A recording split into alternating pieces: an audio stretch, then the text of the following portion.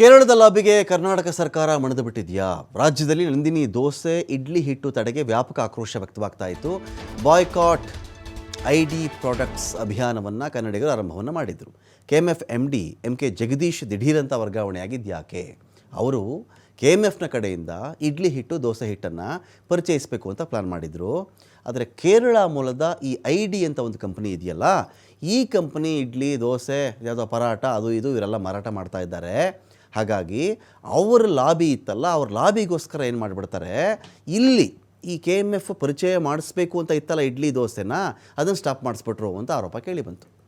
ಅದೇ ಉದ್ದೇಶ ಇತ್ತು ಅಂತ ಆರೋಪ ಮಾಡ್ತಾ ಇದ್ದಾರೆ. ನಂದಿನಿ ಇಡ್ಲಿ ದೋಸೆ ಹಿಟ್ಟು ಪರಿಚಯಿಸಬೇಕು ಅಂಥೇಳಿ ಜಗದೀಶ್ ಅವರು ಮುಂದಾಗಿದ್ದರು. ಅದನ್ನು ಸ್ಟಾಪ್ ಮಾಡಿ ಜಗದೀಶ್ ಅವ್ರನ್ನೂ ಕೂಡ ಎತ್ತಂಗಡಿ ಮಾಡಿಬಿಟ್ರು ಅನ್ನೋದೊಂದು ಆರೋಪ ಕೇಳಿ ಬಂತು. ಕೇರಳದ ID ದೋಸೆ ಇಡ್ಲಿ ಹಿಟ್ಟಿನ ಬ್ರ್ಯಾಂಡ್ನ ಮಾಲೀಕರ ಒತ್ತಡಕ್ಕೆ ಸರ್ಕಾರ ಮಣಿದು ಬಿಟ್ಟಿದೆ, KMF ಮಣಿದು ಬಿಟ್ಟಿದೆ ಅಂತೆಲ್ಲ ಮಾತುಗಳು ಕೇಳಿ ಬಂತು. ಇದಕ್ಕೆ ನಂದಿನಿ ಕಡೆಯವ್ರನ್ನ ಮಾತನಾಡಿಸಿದಾಗ ಅವ್ರು ಹೇಳಿದ್ದು ಬೇರೆ, ಅಥವಾ KMFನ ಮಾತನಾಡಿಸಿದಾಗ ಅವ್ರು ಹೇಳೋದು ಬೇರೆ. ನೋಡಿ, ಒಂದು ತುಪ್ಪ, ತಿರುಪತಿಯ ಲಡ್ಡುವಿಗೆ ಸಂಬಂಧಪಟ್ಟಂತೆ ಒಂದು ತುಪ್ಪ ಅದು ಕಲಬೆರಕೆ ಆಗಿದೆ ಅಂತ ಅಲ್ಲಿ ಆರೋಪ ಬಂದ ಮೇಲೆ ಮತ್ತೆ ಇಡೀ ರಾಜ್ಯ KMF ಕಡೆಗೆ ತಿರುಗಿ ನೋಡ್ತು. ಇಲ್ಲ, ನಂದಿನಿ ತುಪ್ಪ ಚೆನ್ನಾಗಿ ಕೊಡ್ತಾಯಿದ್ರು, ಬೇರೆ ಯಾರಿಗೋ ತುಪ್ಪಕ್ಕೆ ಆರ್ಡ್ರ್ ಕೊಟ್ಟು ನಾವು ತಪ್ಪು ಮಾಡಿದ್ದೀವಿ ಅಂತ ಅಲ್ಲಿ ಅವ್ರಿಗೆ ಮನವರಿಕೆ ಆಯಿತು. ನಾವೊಂದು ದೋಸೆ ಹಿಟ್ಟನ್ನು ಇಡ್ಲಿ ಹಿಟ್ಟನ್ನು ನಾವು ಈ ಥರ ಆಚೆ ಕೊಡಬೇಕು ಅಂತ ಹೇಳಿದ್ರೆ ಸಾಕಷ್ಟು ಬಾರಿ ಅಳೆದು ತೂಗಿ ನೋಡಬೇಕಾಗತ್ತೆ. ನಂದಿನಿ ಅಥವಾ KMF ಒಂದು ದೊಡ್ಡ ಬ್ರ್ಯಾಂಡು ಈ ದೇಶದಲ್ಲಿ ವಿದೇಶಗಳಲ್ಲಿ.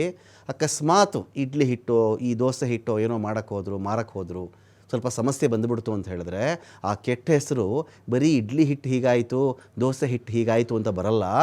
ಓವರಾಲ್ KMF ನಂದಿನಿನೇ ಸರಿ ಇಲ್ವಂತೆ ಅಂತ ಹೇಳಿಬಿಡ್ತಾರೆ.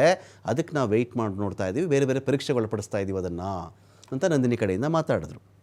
ಇನ್ನೊಂದು ಕಡೆ ಇದೇ ವಿಚಾರ ಪ್ರತಿಪಕ್ಷಗಳಿಗೆ ಬೇರೆ ಬೇರೆಯವರಿಗೆ ಒಂದು ಹೋರಾಟದ ರೂಪವನ್ನು ಪಡ್ಕೊಂಡಿದೆ. ಇದೀಗ ಕೇರಳ ಮೂಲದ ID ದೋಸೆ ಹಿಟ್ಟು ಕೊಳ್ಳಲ್ಲ ಅಂತ ಕನ್ನಡಿಗರು ಒಂದು ಕಡೆ ಆಕ್ರೋಶವನ್ನು ವ್ಯಕ್ತಪಡಿಸ್ತಾ ಇದ್ದಾರೆ. ಕನ್ನಡಿಗರು ಎಲ್ಲ ರೈಟ್ಸು ಕೂಡ ಇದೆ.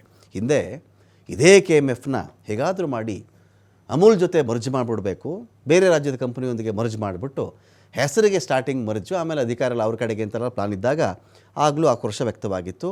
ಲಕ್ಕಿಲಿ ಅದೃಷ್ಟವಶಾತ್ KMF ಬಚಾವಾಗಿತ್ತು ಆ ಅಮೂಲ್ನ ಮುಷ್ಟಿಯಿಂದ. ಇದೀಗ ದೋಸೆ ಇಡ್ಲಿ ಹಿಟ್ಟು ಪರಿಚಯಿಸಬೇಕು ಅಂತ ಆಗ್ರಹ ಕೇಳಿ ಬರ್ತಾ ಇದೆ. ಅದಕ್ಕೆ ಒಂದು ಸಂಬಂಧಪಟ್ಟಂಥ ಹೋರಾಟ ಕೂಡ ನಡೆದಿದೆ.